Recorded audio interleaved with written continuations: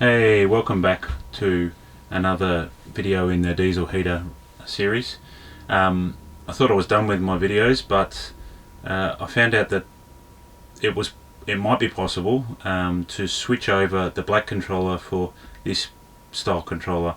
So I went ahead and ordered these online. I think it was about 20 US, 30 Australian dollars for both of these guys shipped. They were shipped from China and came within a week, so that was pretty good. So what the plan is to switch over my old style black controller with the blue one. What we'll do is we will go in and grab all the settings off this one first, and then match them up on the new one.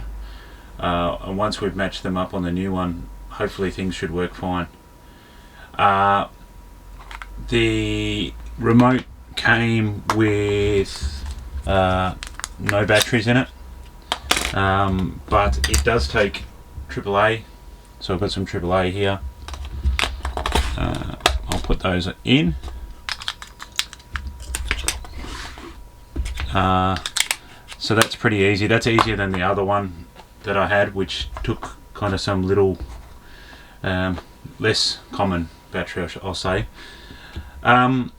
So we will now go ahead and plug this in and see if we can grab the settings off the old one first, and then plug this one in and go into, and I'll show you the settings menus in this. So what I'm going to do before I even attempt to plug in the blue controller is, this is my existing controller. And what I'm going to do is go into the advanced settings and make sure I get all of the settings that came factory with my unit. It's worth checking yours. Don't assume that they are the same as my heater, because I've seen different settings already. So I'll just go into the advanced menu of the old controller and pull the settings so that we can use it for the new one. So if you hit the settings button a few times, you get to this. Here you have to use the arrows and type 16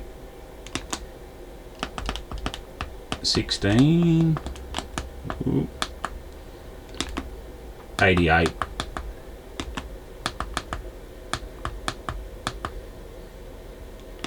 And then you'll see the settings, and I'll run through them. So the first one is the minimum hertz, 1.2. The second one is the maximum hertz, which is 5.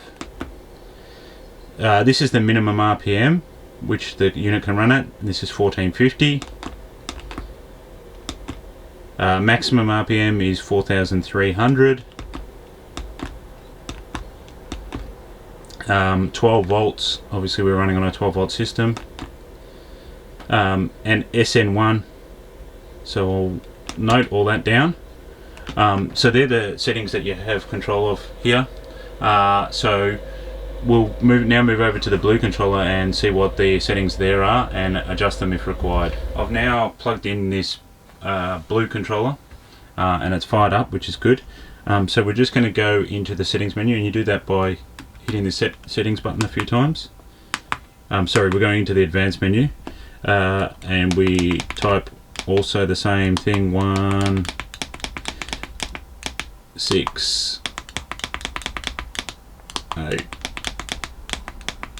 8, and we're just going to check through these. So 1.2 for the hertz for the low setting, 5 for the high.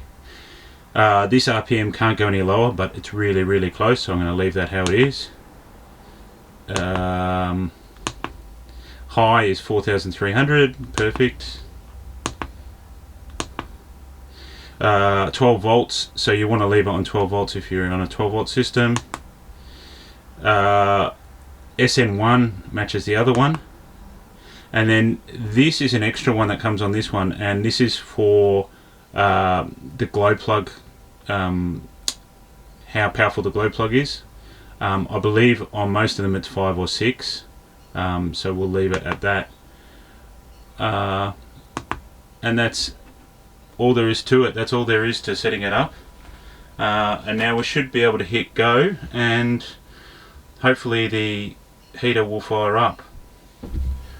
One more thing I forgot to show you before I fire it up is I'll just show you how to pair these two up. My two weren't paired when I first got them.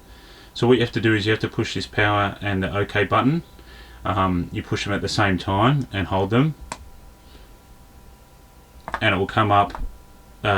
It'll come up connecting on the bottom. I can't actually do it on mine because it's already connected. Once it comes up with that, you just hold this right button down for a few seconds, and it'll come up with this HFA. If you then go back onto your controller, it'll say like that, it's on standby. This controller this remote has got a few different features. Basically it'll show you the ambient temperature inside, which is quite handy, and other than that, you can set the temperature that you want the heater at. You can turn it off and on. So it's pretty basic, but a few more features than the kind of black controller has, or the black remote. So the heater is running and it's putting out heat, so it looks like this controller swap was a success. So this switch over has been successful.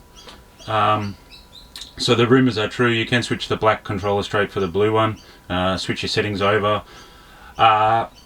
Would you do it if you didn't have a problem with your black controller? Probably not. There are a few features in here, and if you really want the ambient temperature, it might be worthwhile. I guess the main reason you'd probably do this is if your screen has faded and you can't see it, or if you have problems with your controller, then this is a good option. It looks like the same screen to me, so I would say that you would probably have the same issues with the screen fading, so it won't fix that.